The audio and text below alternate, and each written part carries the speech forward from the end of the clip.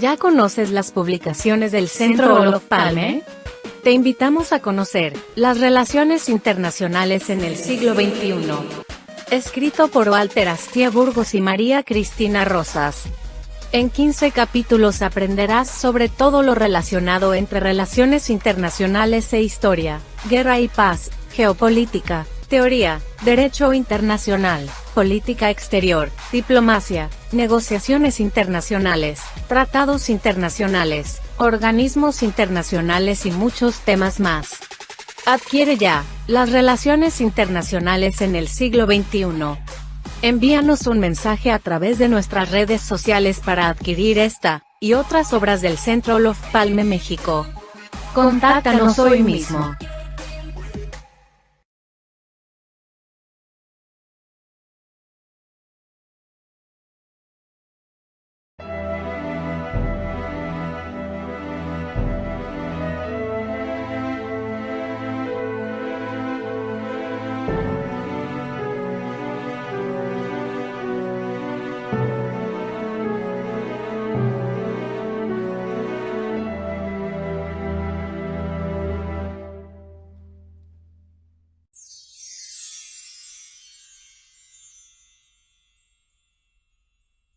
Buenas tardes, México. Buenas tardes, Uruguay.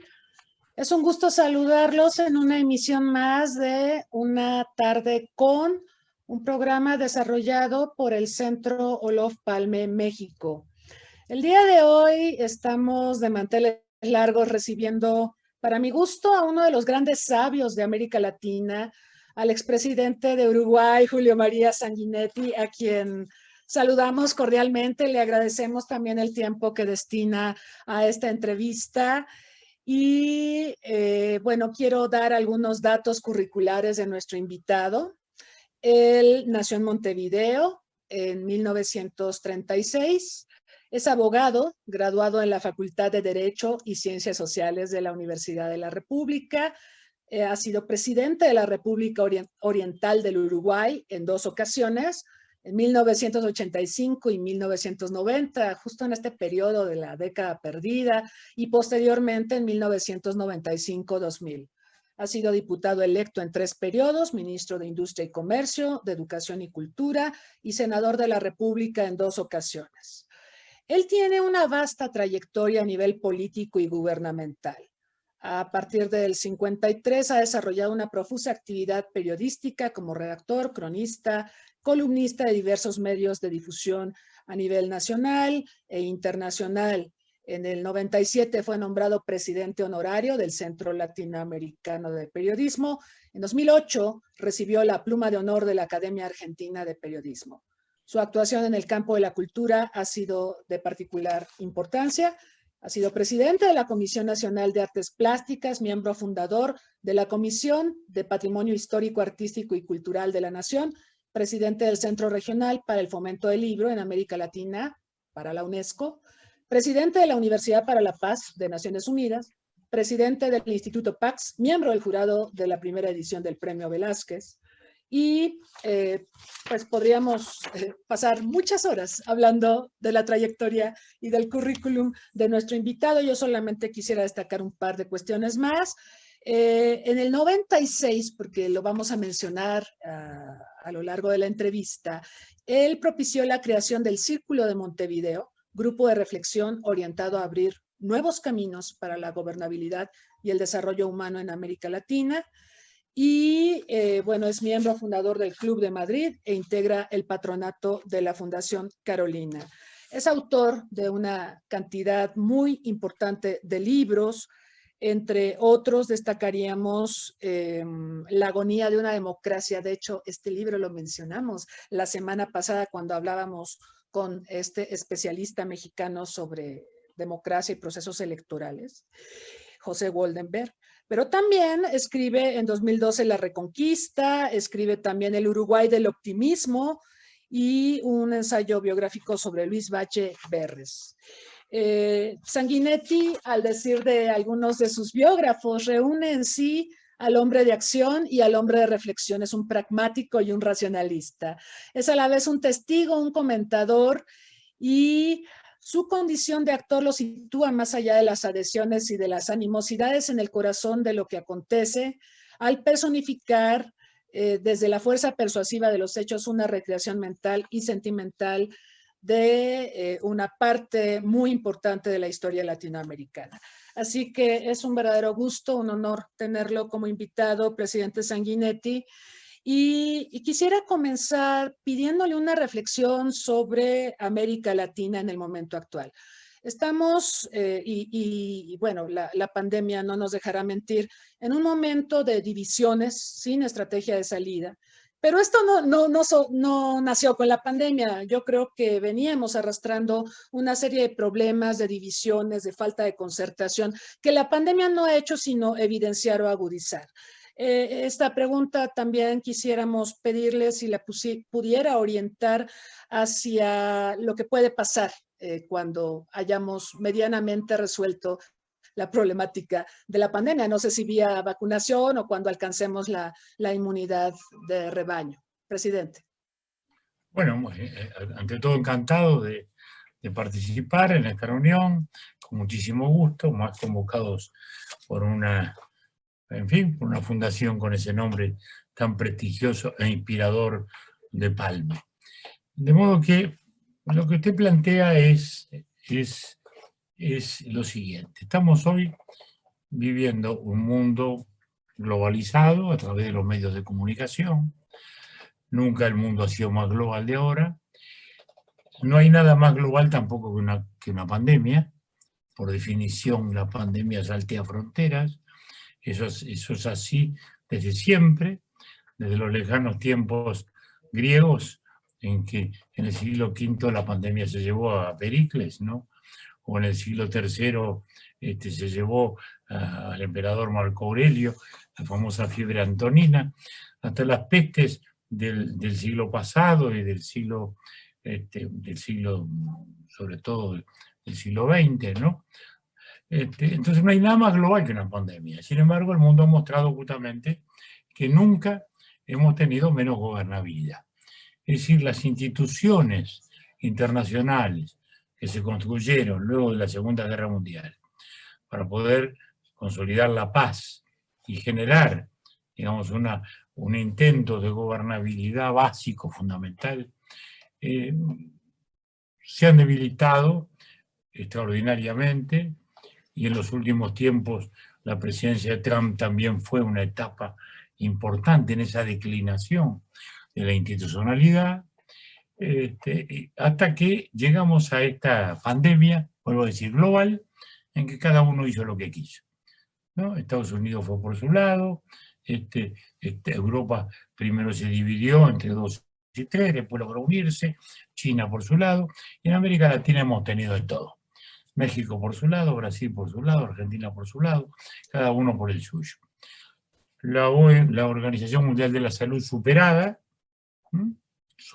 totalmente.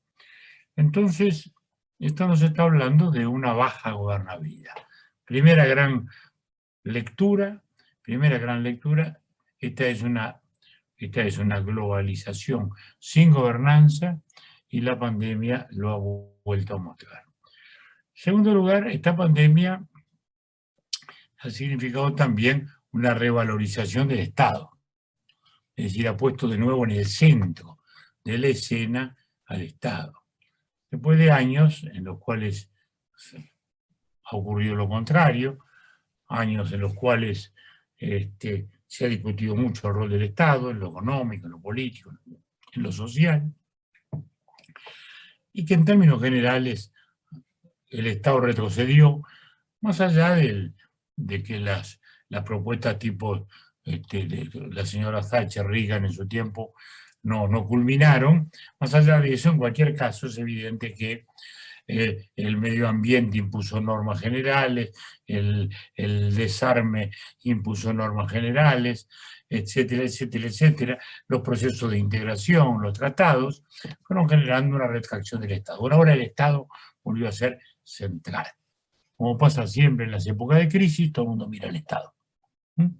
Crisis militar, crisis social, crisis política, todo el mundo mira al Estado. ¿Qué tiene el Estado para responder? Y esto es un elemento central. En tercer lugar, nos encontramos con un estado particular y con una situación también, como digo, de una etapa de sociedad diferente, ¿no?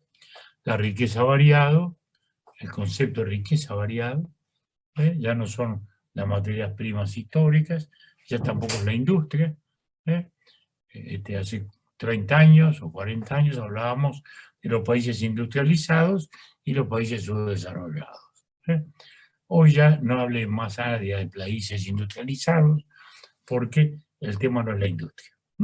Es la sociedad del conocimiento, es la sociedad del consumo, la sociedad de la información. Las empresas más importantes no son las automotoras ni aún los bancos. Son Amazon, son Google, son Apple, son Facebook, son todas las empresas del mundo digital. Y la riqueza está allí. Hoy la riqueza actual es el know-how de estas cosas. Está en el mundo de las patentes, en el mundo de la innovación tecnológica. Lo estamos viendo incluso hasta dramáticamente en este momento con la industria farmacéutica y el manejo de las vacunas, sin ir más lejos, que es otra dimensión de esta ingobernabilidad del mundo y de esta insolidaridad universal. De modo que estamos entonces asistiendo a un cambio histórico muy relevante, pues se cambió los modos de riqueza, se cambió los modos de comunicarnos entre las personas, naturalmente estamos en un tiempo histórico absolutamente diferente. Y esto también ha impactado en la democracia, porque si los humanos nos comunicamos directamente, bueno, ¿qué sentido tienen las instancias intermedias, no? Una hora se encuentra con un amigo y le dice, mira, ayer este gobierno, no sabe lo que le dije a este presidente, no me digas, ¿tuviste con el presidente? El que sea. No, dice, sí, pero le encajé un Facebook anoche, fantástico. Bueno, está claro, el presidente no durmió por tu Facebook. Es decir, hay una especie de fantasía de un debate universal que no existe.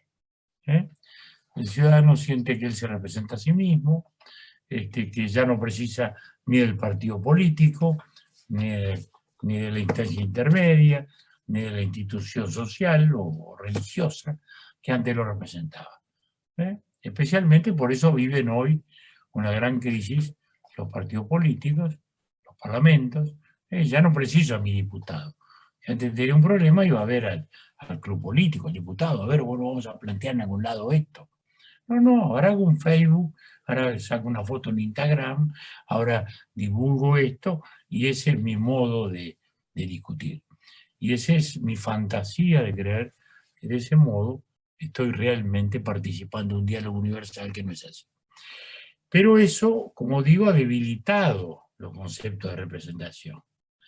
Entonces hoy los partidos políticos no tienen la fuerza que tuvieron, los parlamentos carecen de prestigio, y la política parece que es una actividad secundaria, sospechosa, digna de sospecha más que de necesidad.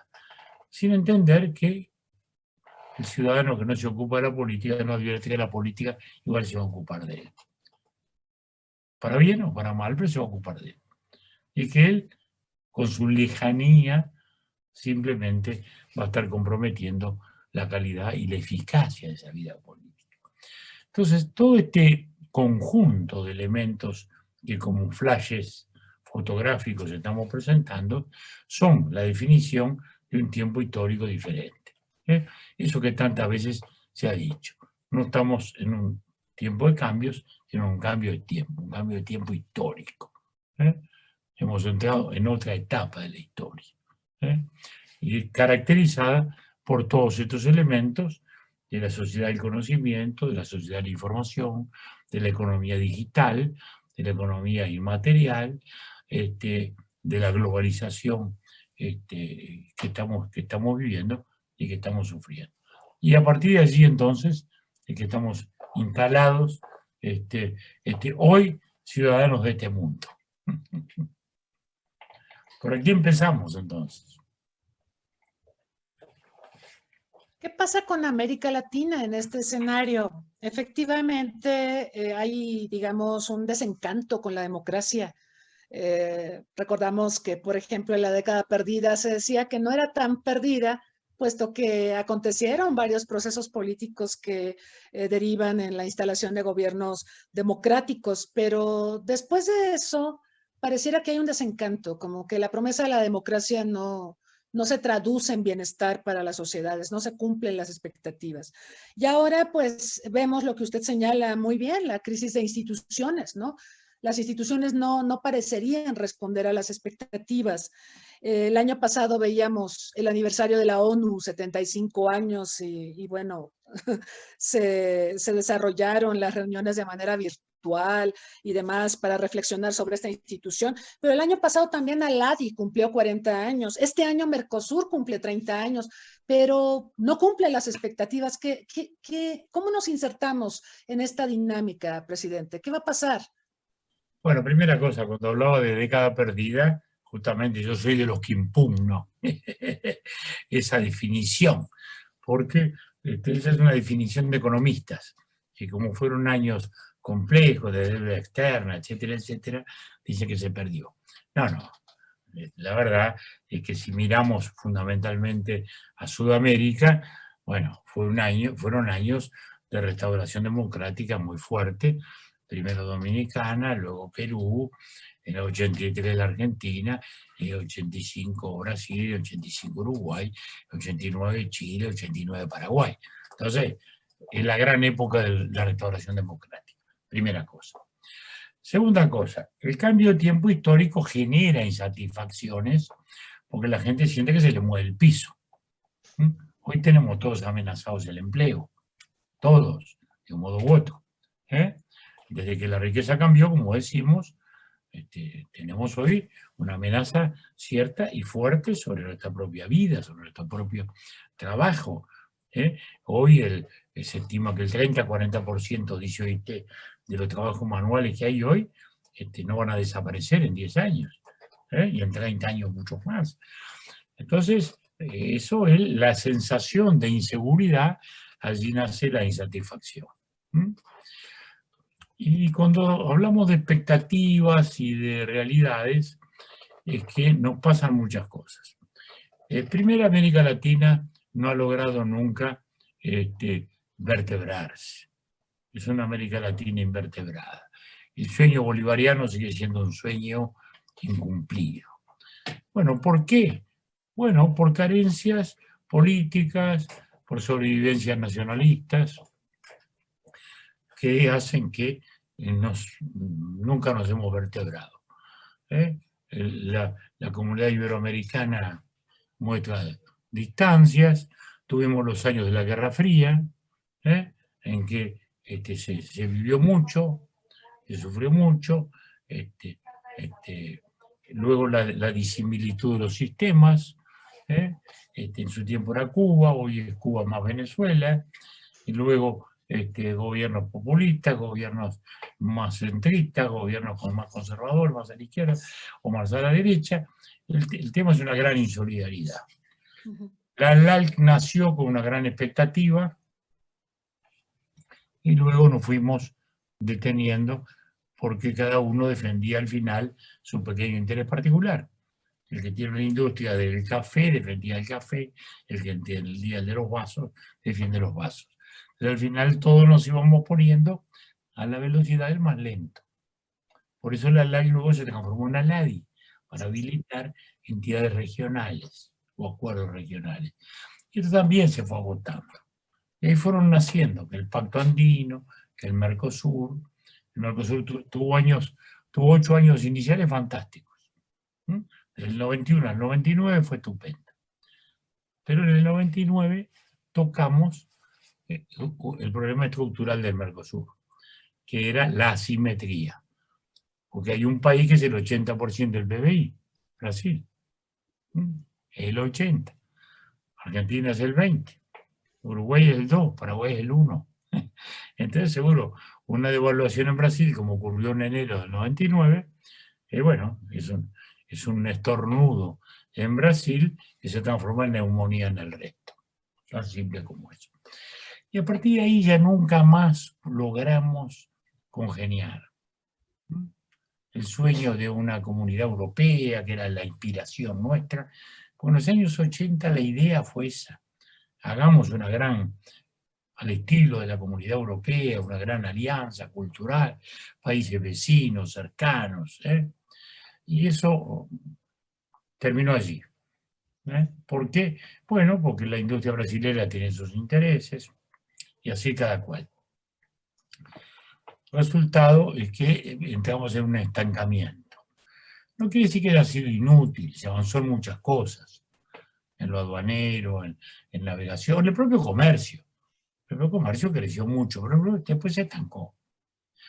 Y luego se transformó en una pesada carga para competir hacia el mundo. Porque la idea del Mercosur no era encerrarnos. La idea del Mercosur era tener un espacio económico más grande, tener una mejor economía de escala y a partir de allí, entonces sí, poder lanzarnos mejor hacia el mundo. Y eso no pasó. Razón por la cual ahora estamos en ese debate. Hay un debate fuerte de reclamo de cambio de las normas. Y esto se está discutiendo estos días.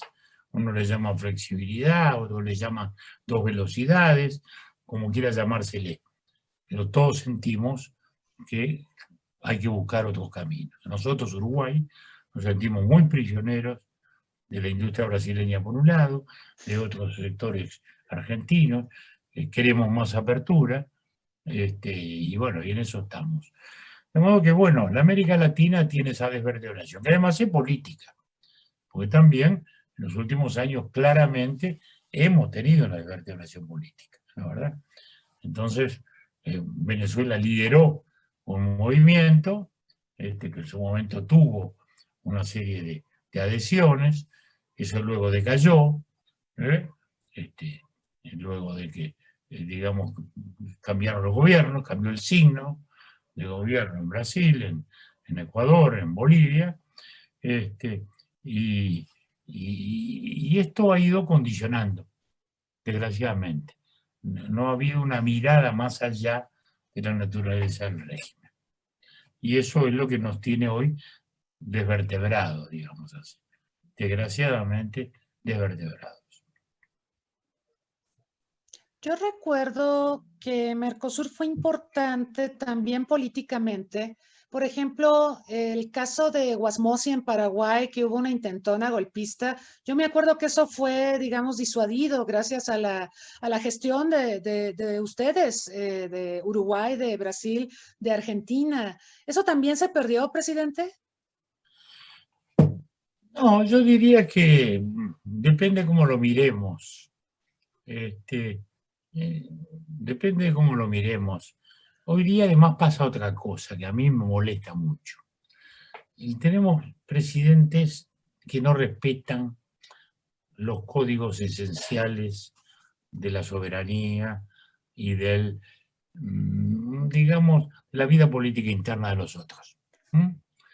En plena campaña electoral nuestra, por ejemplo, el presidente de Argentina, electo en ese momento, Alberto Fernández, vino aquí a apoyar al candidato del Frente Amplio, el gobierno entonces, oposición hoy.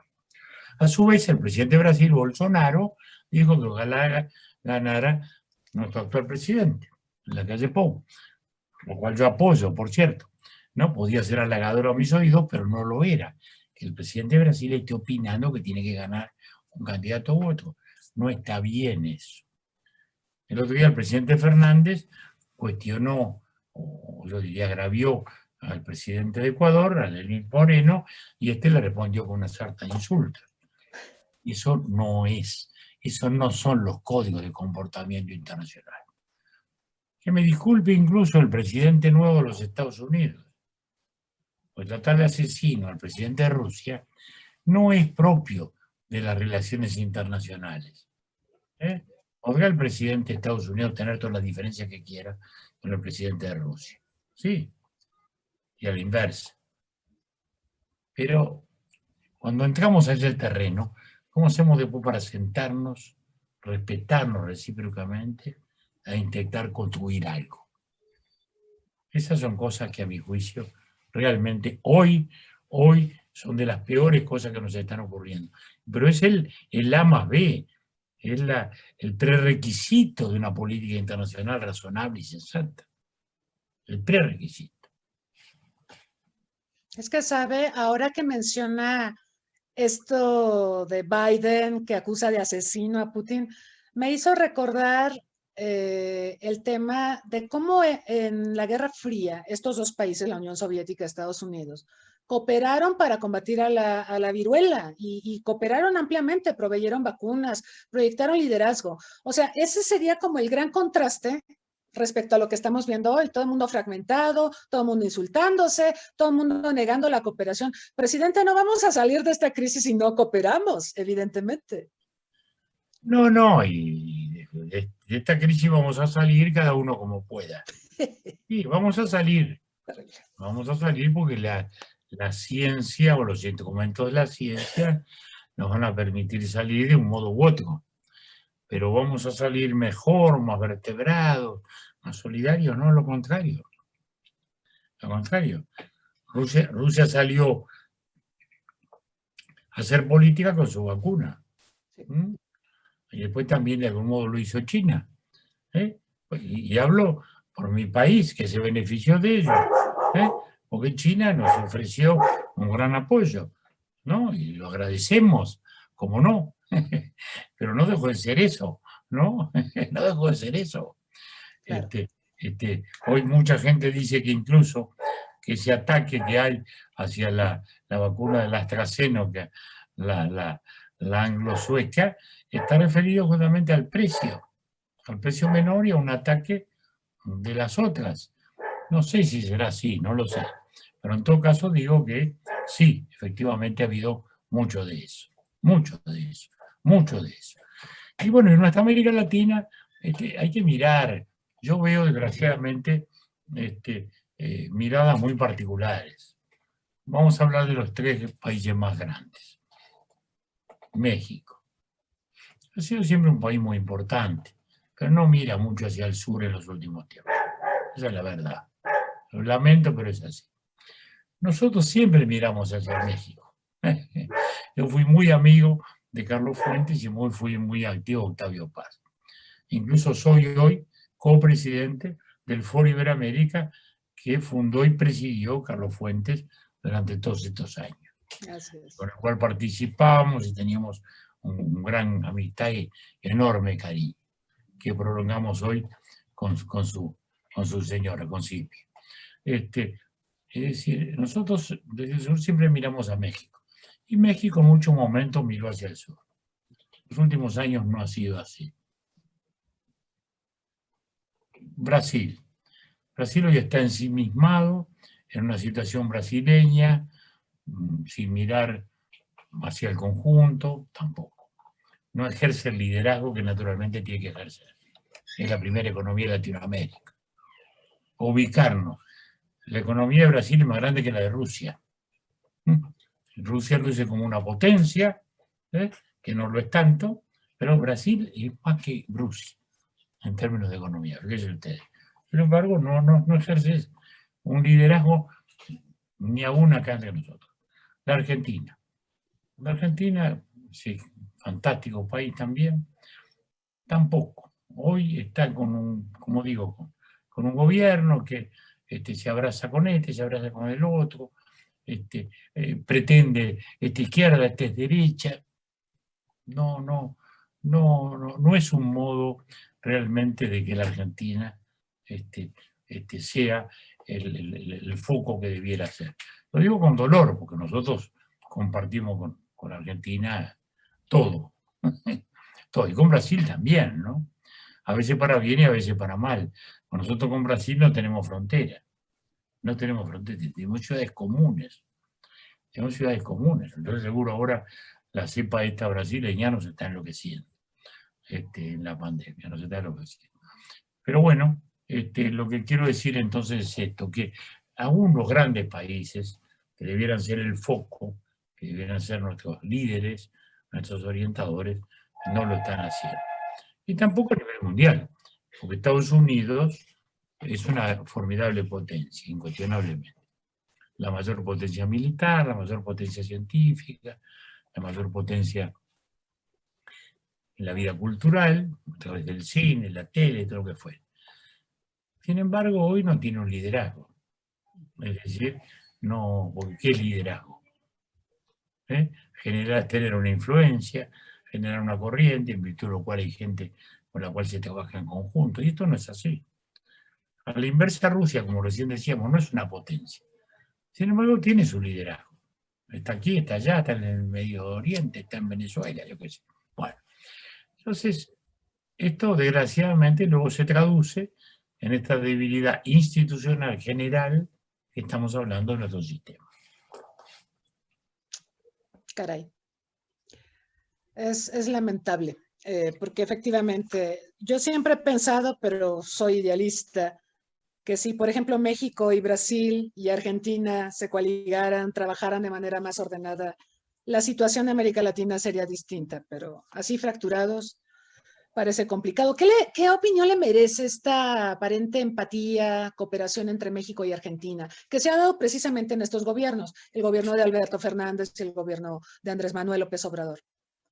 Mire, el gobierno argentino hace estas aproximaciones por presuntas afinidades ideológicas o políticas.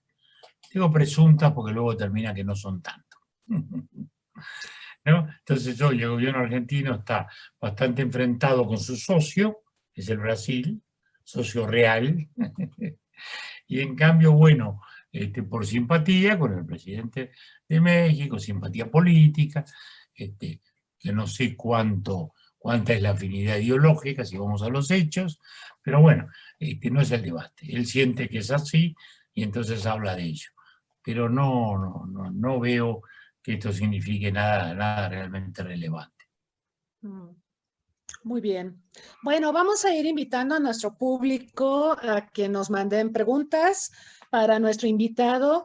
Yo, mientras tanto, quiero aprovechar para solicitarle a nuestro invitado, dado que vamos a obsequiar un libro, les cuento de este libro. El libro, presidente, fíjese, yo hice un segundo doctorado en la UNAM sobre integración latinoamericana y por eso me emociona mucho verlo, porque al analizar los temas y los diferentes procesos de integración, por supuesto revisé Mercosur, pues caí en muchas reflexiones de usted y mucho del trabajo que usted realizó. El libro que vamos a obsequiar el día de hoy es este. Se llama La economía internacional en el siglo XXI, OMC, Estados Unidos y América Latina, porque pues también hay un análisis sobre la gestión de Estados Unidos y cómo lo que hace o deja de hacer influye ciertamente en la región. Entonces vamos a entregar este libro. Por favor, les pedimos que nos manden un correo a registrowebinar.ceop@gmail.com con la respuesta. La primera persona que responda, ¿sí?, a la pregunta del presidente Sanguinetti, se lleva el libro. Entonces, primera persona, ojo, y por favor que estén en Ciudad de México porque van a tener que pasar por acá a recoger el libro. Presidente. Está bien, tengo que hacer una pregunta yo. Sí. Bueno, la pregunta sería algo así como, ustedes, ¿qué rol verían de México hacia el sur? ¿Ustedes piensan que la relación tan estrecha que por la geografía se le ha impuesto a Estados Unidos ha alejado a México del sur? Muy bien. Bueno, ya No escucharon la pregunta. No es poca pregunta, ¿eh? Sí, No es poca pregunta. es interesante y por ahí le vamos a pedir a Fernanda que nos mande la respuesta para comentarla con el presidente, porque va a ser muy interesante cómo visualizan quienes respondan a la pregunta este planteamiento. Muy bien, presidente, tenemos algunas preguntas que nos ha hecho llegar el público.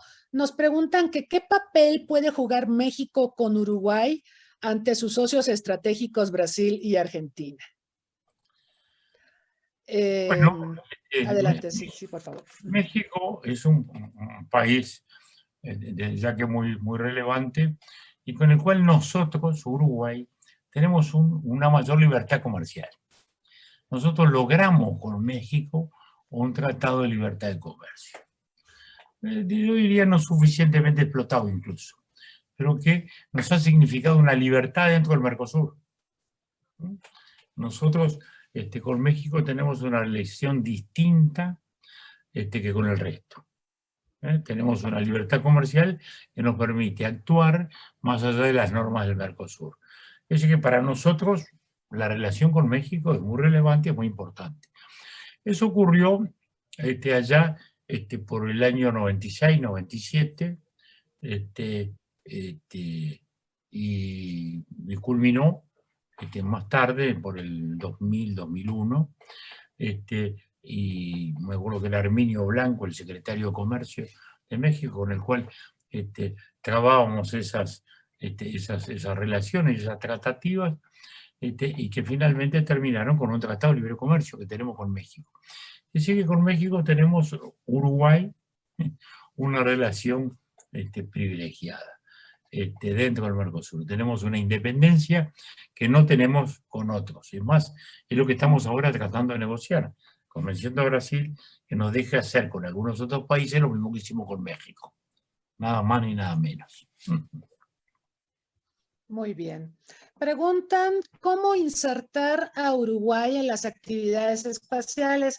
Como sabe, México y Argentina pues recién anunciaron la creación de la Agencia Espacial Latinoamericana, que suena interesante. Yo creo que se tiene perfilado que en algún momento llegaremos a tener algo como la Agencia Espacial Europea, que sería formidable.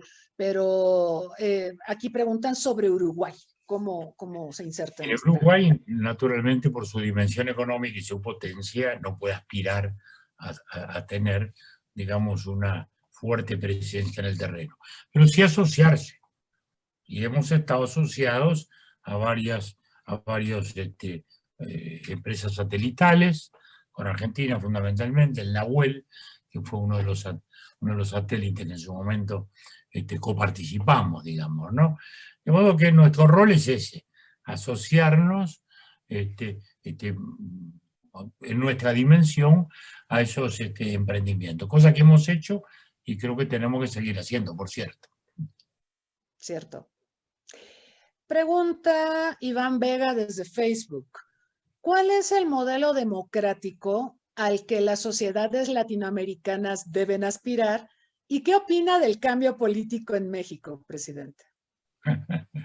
Bueno, mira, primera cosa, la democracia es un gran sistema de garantías. La democracia es una estructura, ante todo formal, que es la garantía de los derechos. No asegura un buen gobierno, porque eso depende de los ciudadanos. Y es muy de los latinoamericanos echarle la culpa a todo el mundo y no asumir la responsabilidad ciudadana. Para ponerlo en términos concretos, uno llega al Perú y dice, bueno, ¿y Fujimori? Ah, sí, Fujimori, sí, ¿te acuerdas? Ah, Fujimori, qué barbaridad, las cosas que pasaron. Bueno, pero lo votaron a Fujimori, sí, por supuesto. Y lo reeligieron a Fujimori, sí, lo reeligieron. Bueno, entonces, no se quejen luego de Fujimori, si lo votaron y lo reeligieron, ¿no? Entonces, eso es muy de nosotros, los ciudadanos parece que no tuviéramos importancia. Y la vivificación, la concreción real de la democracia para que no sea simplemente una estructura formal, es la vida que le vamos a dar a los ciudadanos, votando. La democracia lo que nos asegura es los derechos humanos, los derechos individuales, la libertad de expresión del pensamiento, los mecanismos, como dice Karl Popper, por los cuales podemos sacarnos pacíficamente de arriba un gobierno que no nos guste. Eso es básicamente la democracia. Bueno, y eso requiere de la racionalidad ciudadana, requiere de la independencia de criterio ciudadano. Entonces, si el ciudadano vota a un demagogo porque le dice que le va a subir el sueldo y en la misma tarde le va a bajar los impuestos, bueno, ya él. ¿Sí? Pero desgraciadamente es lo que hacemos más de una vez. Entonces, ese es el punto, ese es el gran punto central. En cuanto a la política mexicana, yo diría que no me atrevo a meterme en ese debate. me bastan con los debates nuestros, vernáculos. Pero sí digo que México en los últimos años ha ido ganando en democracia. El PRI fue una contribución histórica, a mi juicio, a la vida de México para sacarlo de la violencia y llevarlo a la institucionalidad pacífica. El PRI es una etapa histórica de ese punto de vista muy importante. Pero luego también el PRI pasó a ser un partido muy hegemónico, que en algún momento tenía que dar paso a la alternancia. Y ocurrió. Y México empezó a tener instituciones electorales muy importantes. Nosotros participamos más de una vez en actividades con las autoridades electorales nuevas de México, cuando se crearon, cuando se constituyeron. Y México fue ganando en alternancia. Y así fueron, se cambió el PRI por el PAN volvió al PRI, el PRI volvió ahora hacia otros lados, y eso creo que ha vivificado la democracia mexicana. Entonces eso a mí es lo que me importa y lo que puedo apreciar. Es decir, sabemos que hay una democracia y sabemos que al final de este gobierno la gente votará algún otro presidente, que hoy no tengamos ya más esas incertidumbres que pudiéramos tener. Me parece que eso es lo más relevante, lo que yo aprecio desde el lejano sur, del profundo sur, en que miramos a México con mucha cercanía, porque además, eso les cuento, ¿no? Esto ya es más anecdótico. En nuestro país, México, siempre fue muy cercano desde el punto de vista de la música. Una de las audiciones más populares de la historia de la radio uruguaya fue México Canta, que durante 50 años era el rating 1, el rating 2 de la radio uruguaya, ¿no? En las épocas de, bueno, Pedro Infante, Pedro Vargas, etcétera, etcétera, el auge del bolero, todo aquello. México Canta. Ni hablemos de lo que han sido nuestros escritores, como decimos, ¿no? Los escritores mexicanos han sido nuestra referencia, nuestra grande referencia, sobre todo en la definición de la cultura latinoamericana. Siempre hemos mirado a ellos, por una cosa además que es elemental. Nosotros nunca hemos sentido la necesidad de defender la integridad de la cultura latina frente a la sajona, porque no teníamos la referencia a Estados Unidos que ha tenido México. Nuestra relación histórica ha sido con Europa. Los del sur nos hemos conectado con Europa, no con Estados Unidos.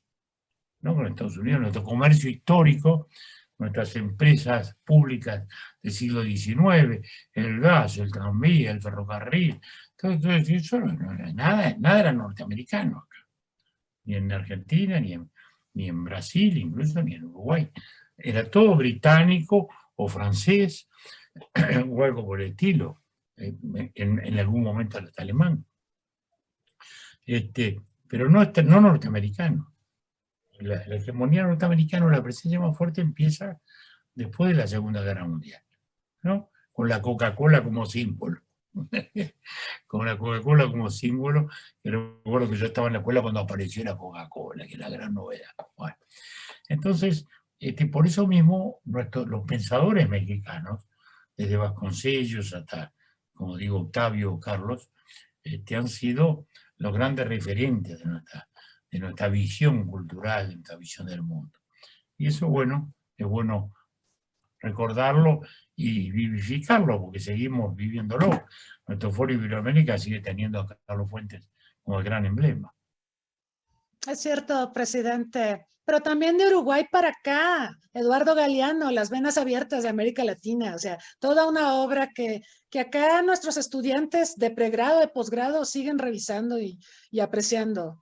Sí, yo diría que la aprecian demasiado bien. Porque es una visión muy propia del sesentismo. Sí. El propio Galeano, en sus últimos años declaró que, dice, eso lo escribí en las épocas en que no sabía nada de economía. Ahora no escribí ese libro. Ah, ¿no? qué caray. En el fondo tenía mucho de cosa panfletaria, digamos, ¿no? ¿Verdad? Pero seguro fue inspirador de mucha gente. Hoy yo diría que está bastante obsoleto, bastante obsoleto. Cambia la bibliografía. Sí, es que también es el escritor y su tiempo, eso es importante, los tiempos de los 60 muy distintos a los actuales. No, no, por eso, Galeano literatura es una cosa, Galeano reflexión o ensayística ya es otra cosa. Oiga, presidente, no quiero dejarlo ir, ya vamos entrando a la recta final de la entrevista. Sin preguntarle, hace un momento mencionó Perú y me hizo recordar todo lo que ha pasado con los expresidentes en Perú, que es terrible, la mayoría en la cárcel, salvo Alan García, que además fue muy trágico lo que ocurrió con él. ¿Cuál debería ser, en su opinión, el rol de los expresidentes? Mire, los expresidentes depende de los países, ¿no? En México es notorio que los expresidentes en la época del PRI eran más o menos como la abeja reina, ¿no? Porque picaban con el aguijón, elegían al tapado y luego morían, se desvanecían en el éter. Además lo veía. Ya el último que no cayó en esa visión fue, digamos, Miguel de la Madrid, que ya fue otra cosa, ¿no? Pues salió de la presidencia, después fue presidente del Fondo de Cultura Económica, tuvo una vida después de la presidencia. Lo de antes era como que se desvanecían, quedaban como enterrados en vida. En otros países, como Colombia, fue lo opuesto. Había una especie de cenáculo, un areópago de los expresidentes que opinaban de todo y todo el mundo los miraba a ver qué opinaban y a ver qué decían. Y eso fue en una época muy, muy, muy importante. Hoy no lo es tanto, porque Colombia ha estado mucho más dividida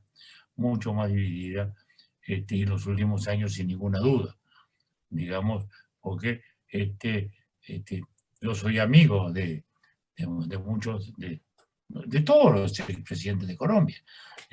He sido amigo de todos ellos. Y, y entonces seguro hoy están muy enfrentados, digamos, ¿no? Porque el presidente Uribe es o a favor o en contra de Uribe, parecería que la política colombiana es un poco eso, lo cual no lo veo bueno, desgraciadamente, pero es así, digamos, ¿no? Entonces,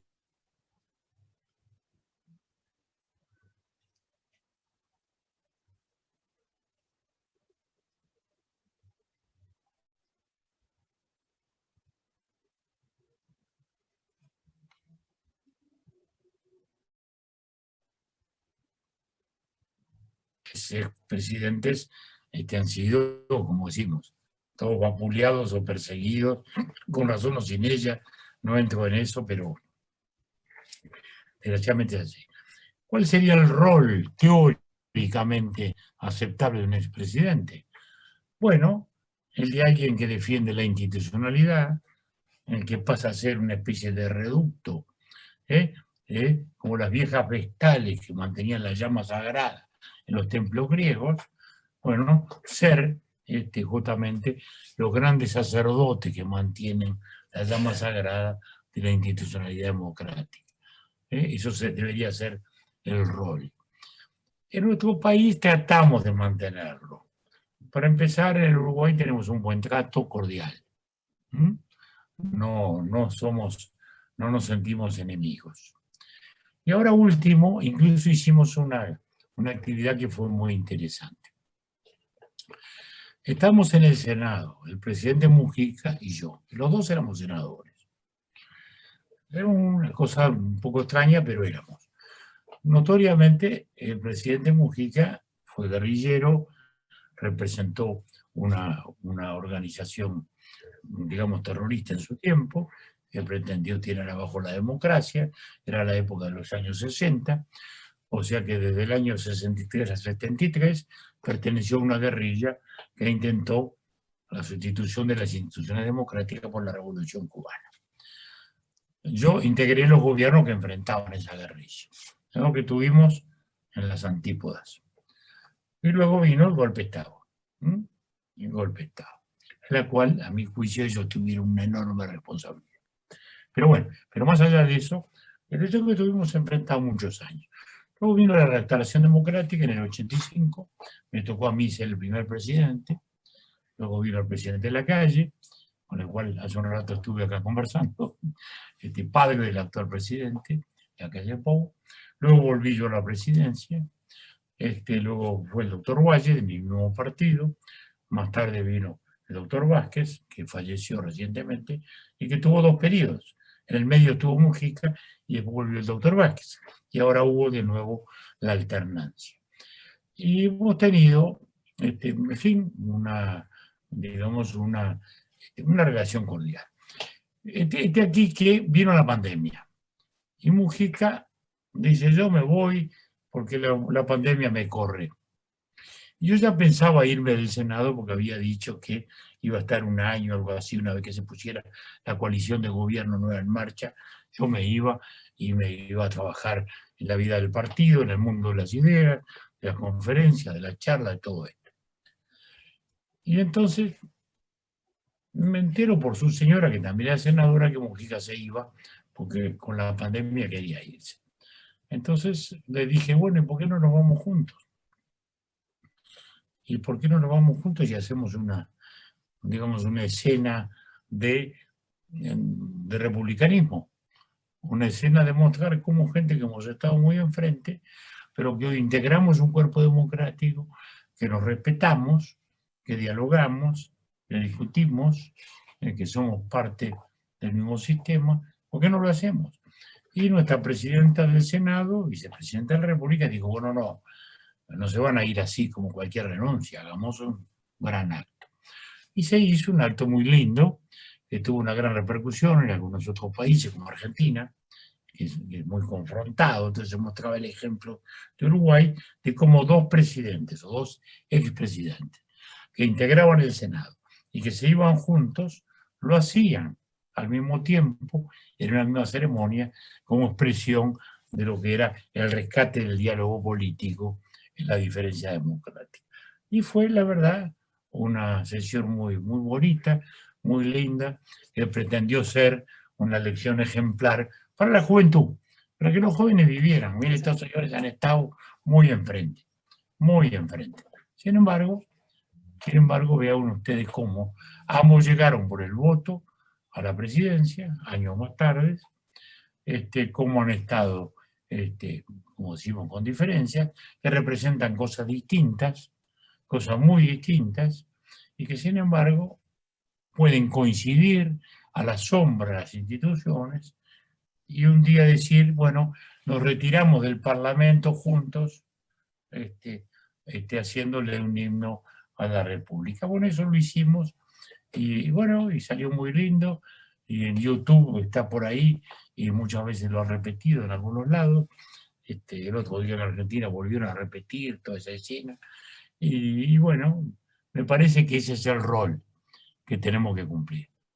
Preservar la institucionalidad y mostrarle a los muchachos que adentro de las instituciones lo que quieran, que afuera de las instituciones nada. Y que cada vez que hemos querido un atajo para llegar más rápido a algo, a buscar las recetas de la felicidad, lo que hemos encontrado es lo contrario. Hemos encontrado la tiranía, la pérdida de la libertad. Adentro de las instituciones, todo lo que se quiere. Afuera de ellas, nada.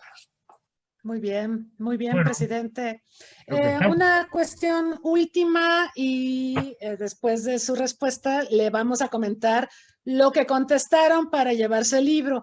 Pero antes de eso, ¿nos puede platicar un poco del Círculo de Montevideo? Porque ahí participan varias personalidades mexicanas, pero bueno, latinoamericanas. Si nos cuenta un poco el sentido de esta iniciativa.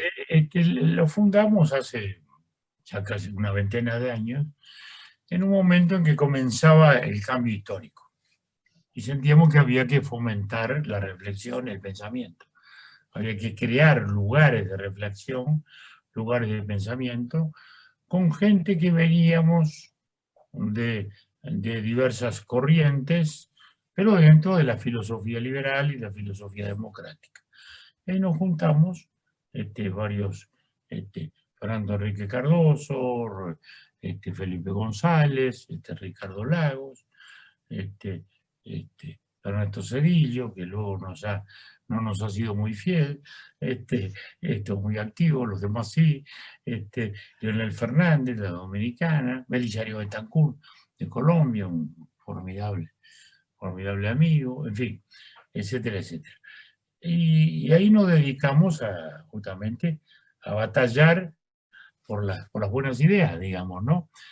Batallar por mostrar los caminos de este nuevo tiempo, tratar de hacer entender este nuevo tiempo, lo que nos significaba la, la globalidad como oportunidad, pero también como riesgo, ¿no?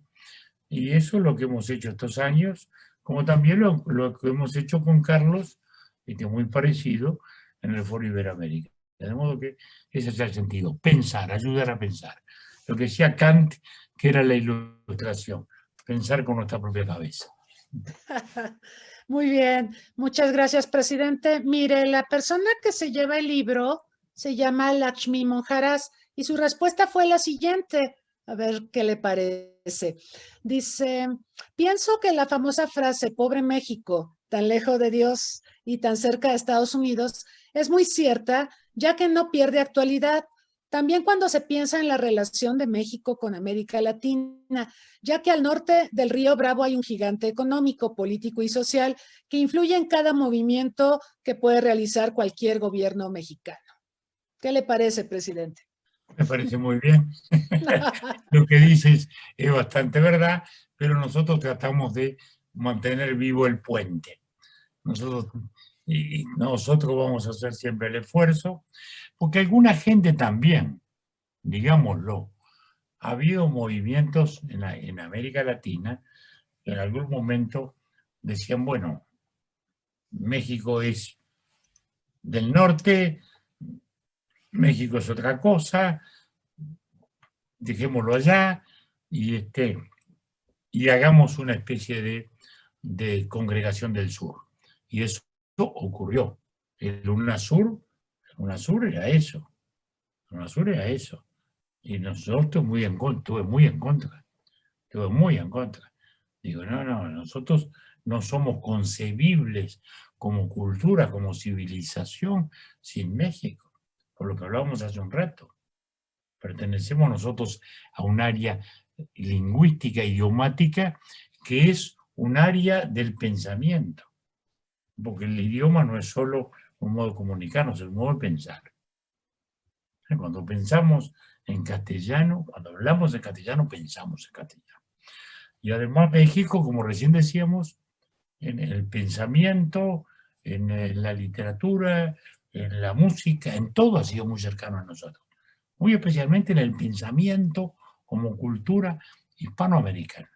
Bueno, entonces, ese ha sido, por eso estuvimos muy en contra del famoso UNASUR, que había nacido como eso, porque en aquel momento algunos de los gobiernos de Sudamérica no les gustaba el gobierno de México y digamos, bueno, hagamos una estructura sin México. No, no es así.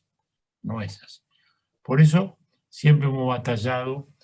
Yo recuerdo una batalla brutal que tuvimos en Brasil. En Brasilia. Felipe González y Sanguinetti contra el mundo. Porque era una gran platea brasilera de la época, muy con el UNASUR y muy México por allá. Y fue una batalla homérica. Tuvimos horas y horas peleándonos amargamente.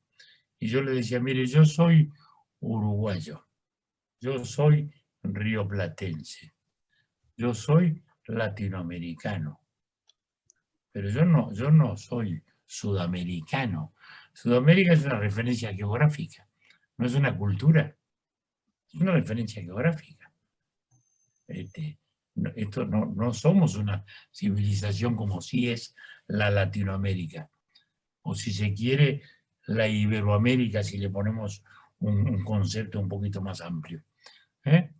Pero Sudamérica es geografía nada más. La Sudamérica existe, bueno, para los puertos y para la geografía y para los ferrocarriles, pero no para la cultura. No existe, no es una entidad Sudamérica. Latinoamérica sí.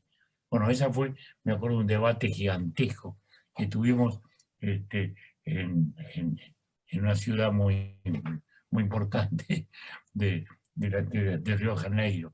Y éramos, como digo, éramos Felipe y yo contra el mundo. En aquel momento había una corriente tremenda en Brasil a favor del UNASUR, que era, digamos, Brasil líder. Vamos a entendernos. Era Sudamérica con Brasil líder. Ese era el tema, ¿no? ¿Verdad? Bueno. Pero bueno, así que les agradezco mucho a todos esta oportunidad. Y bueno, y encantado de haber platicado, de haberlo hecho con gente de México. Así que les agradezco todo y nos seguiremos viendo en algún momento.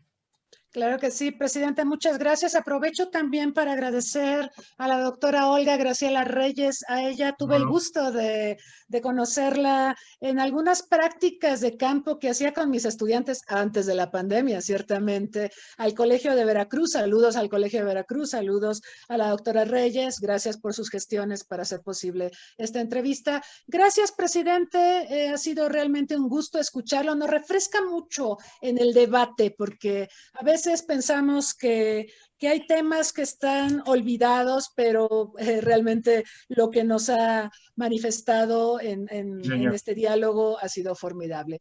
Un gran abrazo y a todos. Un abrazo hasta Uruguay. Muchísimas gracias. Chao.